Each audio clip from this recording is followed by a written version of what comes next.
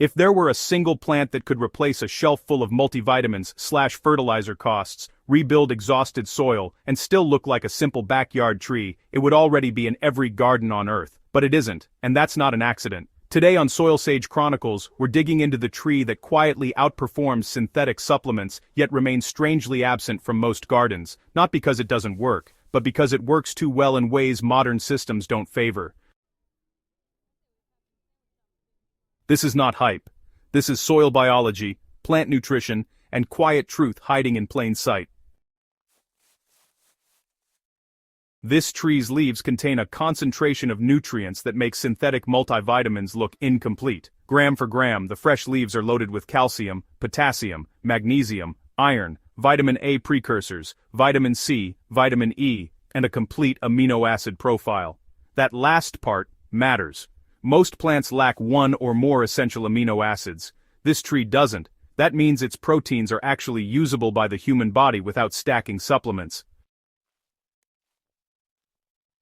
What makes this even more remarkable is how stable those nutrients are. When the leaves are gently dried in shade, not sun, they retain most of their vitamins and minerals. That's why powdered leaf products exist at all. They are not extracts. They are simply leaves, dried and ground. No lab needed, no factory magic. From a soil perspective, this nutrient density does not come from nowhere. It comes from a deep and aggressive root system that mines minerals far below where most crops ever reach. While shallow-rooted vegetables fight over topsoil scraps, this tree taps reserves that have been locked underground for decades.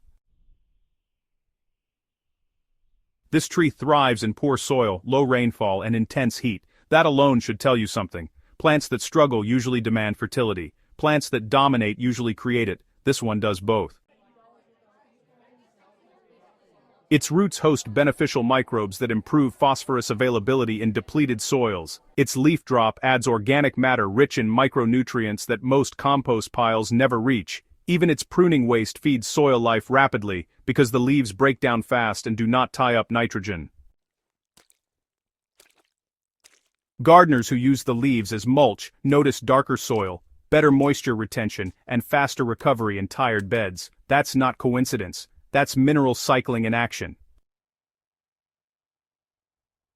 This is where things get uncomfortable for commercial agriculture. The leaves of this tree contain natural cytokinins. These are plant hormones responsible for cell division, delayed aging, and vigorous growth. Synthetic versions are sold at premium prices to boost crop yields, but this tree makes them for free.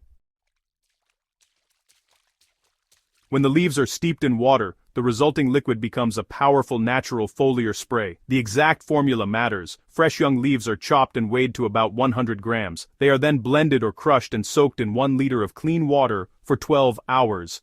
After straining, this concentrate is diluted at a ratio of 1 part extract to 10 parts water before spraying.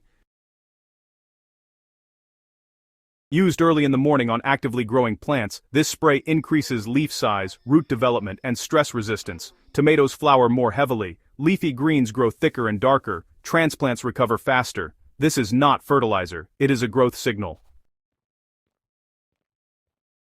So if this tree does all that, why isn't it standard in every garden and farm? First, it grows fast, very fast. In the right climate, it can reach several meters in a single season. That scares planters. Fast-growing plants are labeled aggressive, even when they are manageable with pruning. Second, it does not fit neatly into industrial models. You cannot patent a leaf. You cannot easily standardize nutrient content from a living tree that responds to soil, weather, and care. Synthetic supplements and fertilizers thrive on predictability. This tree thrives on biology. Third, it shifts power. A gardener with this tree does not need to buy growth stimulants, micronutrient blends, or vitamin supplements. They can produce them. Systems built on dependency do not promote independence. Finally, it demands responsibility. Left unmanaged, it can self-seed and spread. That does not make it evil, it makes it alive. Any gardener serious about stewardship understands that powerful plants require thoughtful control, not fear-driven avoidance. Experienced growers don't let this tree become a forest. They cut it hard, Regular pruning keeps it bushy, productive and contained, and you know those cuttings become mulch, compost input, animal feed or even liquid extracts. In garden systems, it is often grown as a managed support tree rather than a centerpiece. Its role is to feed the system, not dominate it. Pruned branches never go to waste. They cycle nutrients back into beds that produce vegetables, fruits and herbs. Some gardeners grow it in large containers specifically to control spread while still harvesting leaves. Others coppice it annually, treating it more like a renewable nutrient pump than a tree. The real lesson here is not about a single species, it's about how nature solves problems that industry sells back to us. Depleted soil is restored by deep roots and leaf litter. Weak plants are strengthened by hormonal balance, not force feeding. Nutrition is densest when growth is slow, diverse, and mineral rich.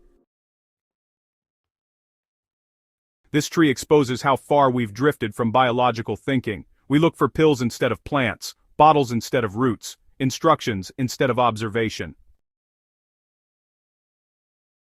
Once you understand that, you start seeing your garden differently. You stop asking what to buy and start asking what to grow. Is this tree right for every garden? No. And that honesty matters. Cold climates struggle with it. Tiny urban spaces may not accommodate it. Gardeners unwilling to prune should skip it entirely. Power without management becomes a problem. But the idea behind it applies everywhere.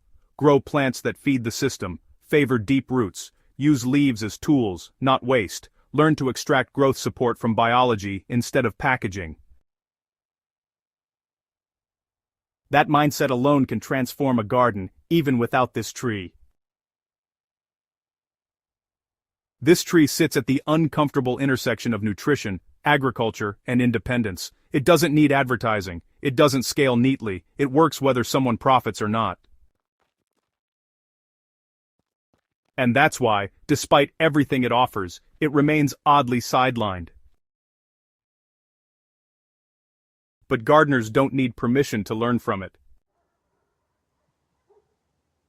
If this kind of soil-first, plant-powered wisdom resonates with you, you're in the right place. Subscribe to Soilsage Chronicles for grounded, timeless gardening knowledge that puts control back in your hands. Share this with a fellow grower who's tired of shortcuts and ready for real results. The soil remembers what we plant. Let's give it something worth remembering.